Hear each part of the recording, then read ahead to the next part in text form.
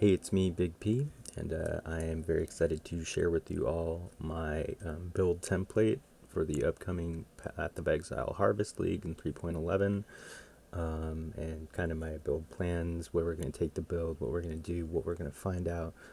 And it is an Ice Crash Raider.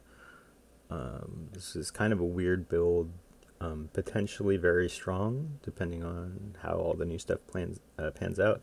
I'm not so super comfortable with this sort of playstyle. I kind of respect an Inquisitor into an Ice Crash build in like the last couple of days of Delirium League, and I liked it a lot, and it's getting incredibly buffed. So we're going to give this a try. Overall, it might be a bit of a trickier league start than you're used to for a number of reasons, and I'm going to explain everything that I plan to do. And if you do plan on trying this with alongside me, there's a lot of different things that you can do to kind of customize it. I mean, nowadays with Path of Exile, with the cluster jewels and on the number of support gems we have, there's a lot of different ways to do the same thing, which is quickly blast the maps. So let's get into it. I guess the first thing that I really want to go into is the changes that have been made, because this is going to be a little bit different than some attack builds you might be used to. So let's go to the gem information really quick. Our main skill will be Ice Crash. And Ice Crash has undergone some changes. The effectiveness of added damage has gone up a decent bit, up to 280. And it fully converts physical damage into cold now without having to do anything else, which is cool. Saves us a few points and or a slot on the gloves. And what else? I mean, it's a slam skill, so we are definitely going to be trying Fist of War support, as it seems like it's going to be pretty insane. A lot of this stuff seems pretty insane. Also, check under pretty insane. Seismic Cry just seems like sort of tools that melee builds, especially slam builds, are going to be given that are going to be crazy. But let's go. I really wanted to talk about how effectiveness of added damage works, and why, even though I think that Ice Crash as a gem itself might have been a little bit nerfed, that overall it's going to be okay in the leveling process for a couple reasons. So the way that this works is that the flat damage on the skill gem is gone. So you when you level up, all it's going to give you is, I don't even know what it's going to give you, honestly, but it'll give you something, I hope, right? Like, we're leveling these gems for some reason. But you don't get any flat damage. That's completely based off your weapon damage and other sources of added flat damage. For example, the obvious first example should be your weapon. You're going to have to, not constantly, but pretty regularly change and update your weapon as you're leveling through the axe and even into maps. Probably a little bit more than you're used to. You can, like, if you're, for example, leveling with something like Vol Double Strike or another physical skill or attack skill that scales with flat damage, like Elemental Hit or something, you don't really have to worry about that much. Like an Ellie hit bow is really just attack speed, Ellie damage with attacks. The flat rolls, depending on what they are, won't matter. Flat rolls for us are going to be everything. And that means that we're also going to have to scale damage with Abyss Jewels. Basically, I just want you to be aware that if you try and start a build like this, and basically any of the other slam skills that have been adjusted in the same way, like like Earthquake and Ground Slam, I think, also lost the flat damage from the gem. You're going to have to find other ways to add flat damage onto your build, but that's okay. That's not that bad, and it's not that difficult to do. The first big way, I guess we can go into a couple items, because the skill tree, honestly, it's just a base template to go in. This is just a generic two-handed tree. I'm going to assume that we're going to have an Infernal Sword as our main weapon once we get to the point where it's like we can afford a decent crafting base and want to work. I'm assuming that rare crafting is going to be pretty huge this league, and so obviously want to craft a dank sword. That's going to be a nice fun goal to kind of work towards. But another way that we can kind of shore it up is with these eye jewels, the Abyss jewels. So I thought I made two. But basically, the roles on this are that we're looking for, obviously, life. We love life. And any flat damage to attacks Cold pen is just, I just threw that on your, don't, worry about that. Any physical or cold damage is ideal. Fire damage rolls and lightning damage rolls are okay. Obviously, specific rolls, if it's like 2 axe attacks, if you're not using an axe, don't do that. But these generic ones that can roll on searching eye jewels, and I think murderous eye jewels can just roll flat fizz. Either way, generally speaking, the elemental damage rolls are like a little bit beefier than the physical damage rolls, so I would probably aim for those. For ice crash, for example, like added cold damage is going to be really nice because it's just going to be that much more effective now that ice crash damage effectiveness has been buffed. This is tentative skill links. I think something like Fist of War obviously is going to be strong, and depending on how that works with its built-in cooldown, and then the War Cry, Seismic Cry that we're going to try a couple cries, War Cries. I'm definitely going to try General's Cry to see. I don't think it's going to be necessary or necessarily that strong for our build, because we're probably going to have pretty great clear. If all goes well, we should have a giant Ice Crash that clears very well. We might be able to use like a 4-link Blade Storm for clear or something. I mean, the reason that I'm excited for this build is that we're gonna get to get a lot of hands-on experience with the new 2-handed weapons and just attack skills in general. Worst comes to worst, we can just go like Frostblade's dual wield raider or something. But I don't want to. I want to do the big crash. These links are subject to change. Things like cold penetration are kind of just nice for, like, I'd say this is in order because this isn't really that important early in the game. Once you get your 5th or 6th link and you get into maps and you start fighting later game bosses, it's going to be a little important. The build is very SSF friendly. I don't have to use any specific uniques because it's a pretty straightforward build when it all comes together. You get your gems, you smash your sword into the ground. I think I'm going to use a sword. Ice Crash can use any number of what was it? Yeah, swords, maces, scepters, axes, staffs, and unarmed. Another fun thing with this build is we might be able to go hollow palm technique if that jewel isn't like super expensive. But either way, the tree, it's only a level 82 base tree. That's to leave some room for cluster jewels we can mess around with if we need to. And you also have a little space for example, if you find a dank axe that you want to use, there's some okay axe nodes around here. Impale effect, obviously, we wouldn't really go for. We're not going to be an impale build because that's mostly physical damage. But the axe nodes would be here. We're in a decent spot. These are more like bleed axe nodes. This build isn't even crit, actually. I guess that's worth noting. So even though we are right next to Fatal Blade, once we do go swords, you might eventually go crit when you have the gear for it. I just don't want to take for granted the fact that you can just slap crit on a build and have it be, just there, because they are nerfing it on like many fronts. The base crit of weapons, the crit that you get on the tree, stuff from us, like all sorts of things. So we'll go crit if we can make it happen. So yeah, just if you want to refer to this tree, you just type in the search here. I am using the community fork, by the way, which is worth noting because this is the updated skill tree. And I guess I can post the updated skill tree if there's like more and more updates. I'll keep this updated because I am going to league start this. We're going to do kind of like build checkpoints probably once a day, like after or before the streams during the league start.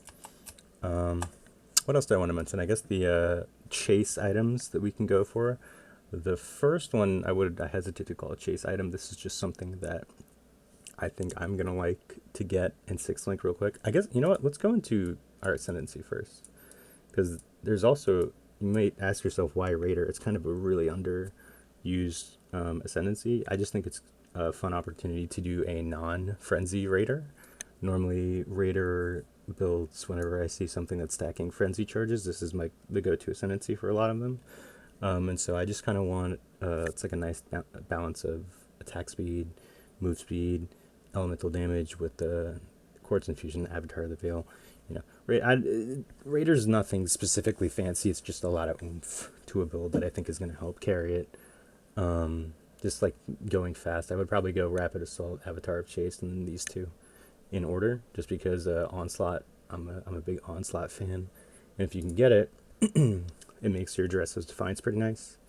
I know that onslaught effect is kind of, you get diminishing returns on it, but just generally speaking, like it's going to be really good to color for a lot of attack builds, because of the base being, easily to roll reds or green sockets.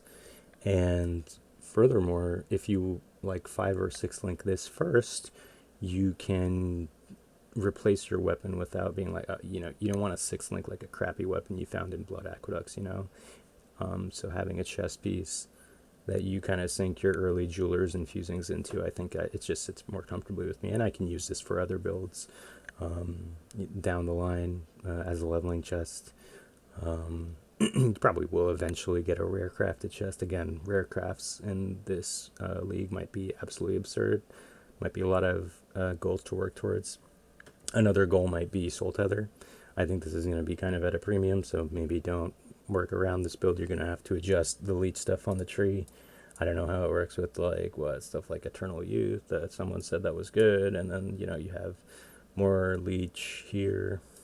I don't know. It would be nice because it does effectively give a Slayer leech, and then the damage while leeching from this node would always be on. Just little things like that. But not totally necessary for the build. And I guess mentioning things like cooldown reduction might be both. If both War Cries and the Fist of War support on our Ice Crash are affected by cooldown reduction, it might actually be worth it. Even a small to medium investment, just on a shaped belt or shaped boots, might be worth it. We're going to look into it. A lot of tinkering. This is just a template that I can tinker with and figure out the intricacies and the rhythm of the build, so to speak, because we are going to have to cycle a couple of different things like War Cries, and potentially a Blade Storm utility setup. And Pandemonius is just a pretty nice chase item that if I buy this, I can also use it on my cast on crit build. So it's kind of like two birds, one stone. It's a really nice sort of huge offense defense item that's, you're obviously not going to find one in the axe because it only drops from a breedstone, but who knows, what the price of it will be. Hopefully it's not too much and you can buy one. Maybe I can try and target farm it. Whatever, not important. You don't need any of them. I would really just focus on, if you don't feel comfortable crafting your own, maybe you could purchase uniques at certain levels of two-handed. I kind of really want to get to know the rare base types and the crafting system of Harvest while I'm leveling this first character. So I'm choosing a build that's going to pretty much actively upgrade its weapon more so than any other build I've ever run. If you're used to leveling spell builds, you might get a little annoyed with all the crafting that's going to be happening. I feel like there's something else I wanted to mention. I guess Blade Storm is something that I wanted to mention because when I was practicing with Ice Crash on my Inquisitor, I had a 6-link Void Forge, rest in peace, and a chest piece. So I was able to practice with some utility setups for Blade Storm. So something that was really cool was Rage. If you want to drop the Fortify links in your main skill in Ice Crash, as long as you can keep it up properly, it's another thing to balance, which would be nice. You could do Curse on Hit. If let's say we do get another 6-link, you will have 2 6-links available by the end of the build, ideally. You can do what is it, Frostbite? That's the curse. If that's a way to put curses on Rage. And then I also used Power Charge on critical on the Inquisitor one to get my power charges up pretty quickly during bosses. Blade Storm is just kind of nice. Blood and Sand, that's what I forgot. So Herald of Purity works a little bit differently now. It doesn't give us flat damage anymore. So this you can take or leave depending on what shape your weapon really takes. If it's really front loaded with a lot of flat physical damage rolls, then Herald of Purity is going to be pretty dope for the Ice Crash build. However, if you have a bunch of elemental rolls on your item and not so much of flat fizz, then I would probably drop this for Blood and Sand. We're going to have to drop one of these for Blood and Sand, something for Blood and Sand, maybe Hatred, but probably not. Hatred would be pretty nice. Herald of Ice we could also put more in a separate utility setup. I don't know, but we need Blood and Sand here. I'm going to put that in actually. But beyond that, obviously an Ancestral War Chief for an attack build. Not Frostbomb, what? yeah, I guess I don't want to ramble on too long. I'm just excited for the league and wanted to show people what my plan was. Again, as I said, this is kind of just a base tree for a raider type two-hander build that is near nodes that can, flesh out a build more if you like. This is a new skill tree, especially in a part like so much stuff has changed here. Like there could be things I missed, like versatile stance. It's a little tricky to get to with our current tree, and I did go into brinkmanship here. I guess call to arms I should mention. I'm only really going to probably use one Warcry at a time, so I'm not concerned with Warcry sharing a cooldown. I think Seismic is going to be more than enough for the build. Of course, there's Warcry stuff on the tree. Now, if we do want to use more, there's a nice set of nodes up here, over here, and here. So if we do end up wanting to use more Warcries, we do have that option. Again, this is just kind of getting us into a part of the tree with the setup that, leveling early is going to be rough, but hopefully the rare gears we find can carry us through the way to a strong build that's going to be a fun and speedy starter. We can fill out things like life once we get to maps in the 80s, start going to yellows and reds and start dying more. So in order to die less, we will take more life.